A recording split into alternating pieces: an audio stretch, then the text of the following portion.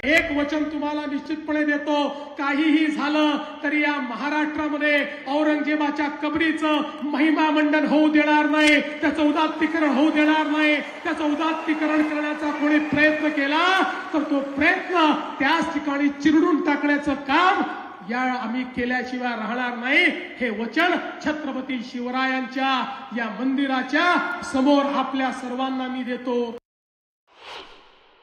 आज हे ठीक आहे, खरं म्हणजे त्या औरंग्याची कबर कशाला हवी, परंतु आपल्याला देखील कल्पना आहे की एएसआयने त्याला 50 वर्षापूर्वी संरक्षित म्हणून अशा प्रकारचं त्या ठिकाणी स्थळ म्हणून घोषित केलेलं आहे आणि म्हणून त्याचं संरक्षण देखील करायची जबाबदारी ही राज्य सरकारवर आणि केंद्र सरकारवर येऊन पडलेली आहे.